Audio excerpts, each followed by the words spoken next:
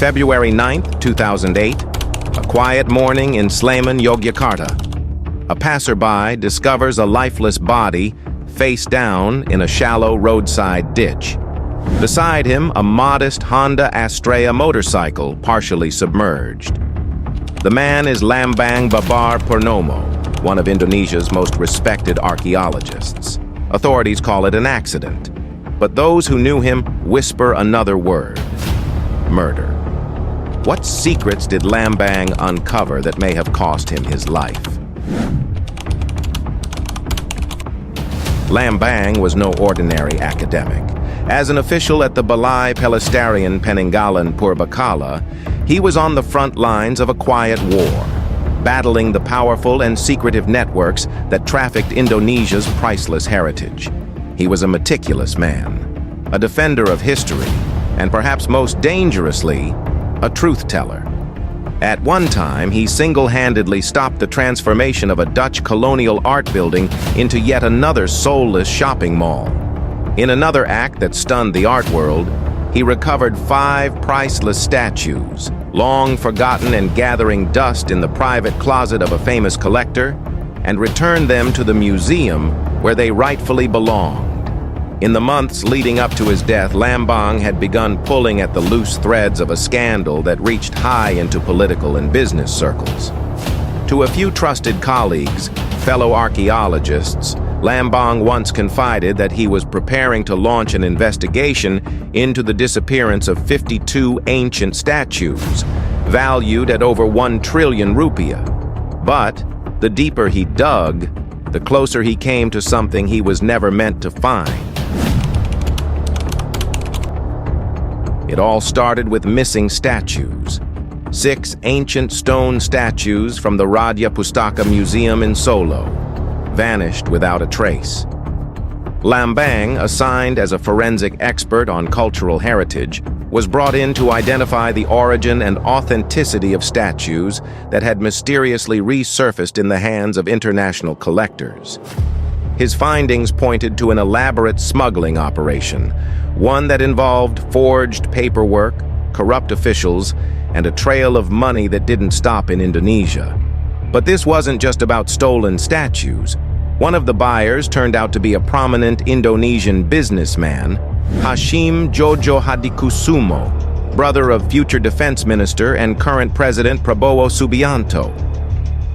Accusations were directed at Hashim after Babar had previously stated that there was a million-year-old elephant tusk fossil in Hashim's house. At that time, he and his team came to Hashim's house to retrieve a number of statues belonging to the Radya Pustaka Museum that had gone missing. Hashim claimed innocence, saying he purchased the statues through a Dutch art dealer, unaware of their murky provenance. Lambang wasn't so sure, and that uncertainty, combined with his decision to testify, may have sealed his fate. Lambang started receiving threats. Colleagues urged him to stop digging, but he pressed forward, providing police with expert analysis and statements that could implicate influential names. Then, just weeks before he was scheduled to testify in court, he died in what police described as a motorcycle accident. It would be the neat end to a very messy story, if it weren't for the details that didn't add up.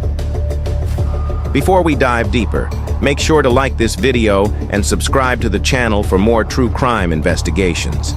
You won't want to miss what comes next. The autopsy changed everything. Lambang's body bore signs inconsistent with a crash. A deep cut on his head, a fractured hyoid bone in his neck, a common indicator of strangulation. And most troubling of all, he had been wearing a helmet, which was found intact and strapped to his head. The late Dr. Munim Idris, one of Indonesia's most respected forensic experts, made a chilling observation. If Lambang's neck bones, vertebrae C3, C4, and C5, were truly broken, as the autopsy claimed, he should have died instantly.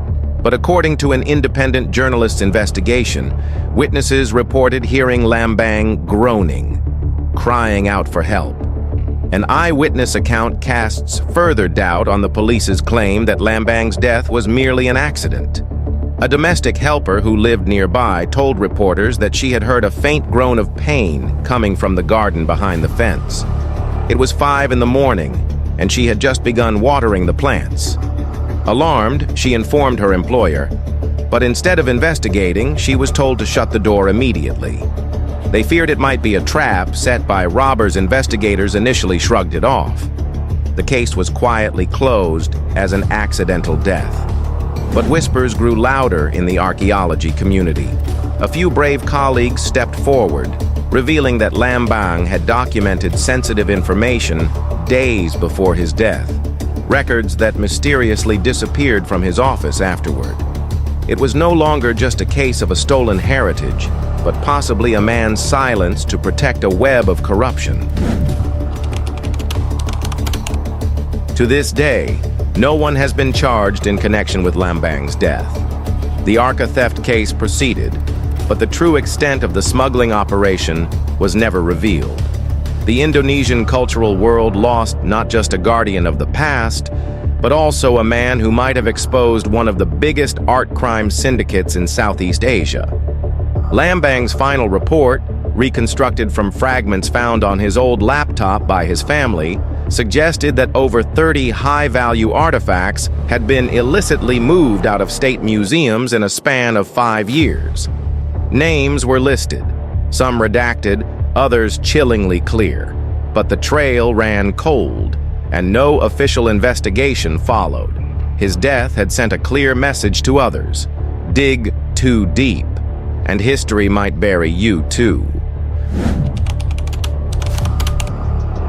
Was Lambang Babar Purnomo murdered for doing his job too well? Did he stumble upon a truth that others would kill to protect? Or was it, as the official report still states, just a tragic accident on a quiet road in Yogyakarta? More than 15 years later, the case remains unsolved. But one thing is certain: when the keepers of history become its victims, we all lose a piece of the truth. If you believe Lambang's story deserves justice, share this video. The silence around his death has lasted long enough.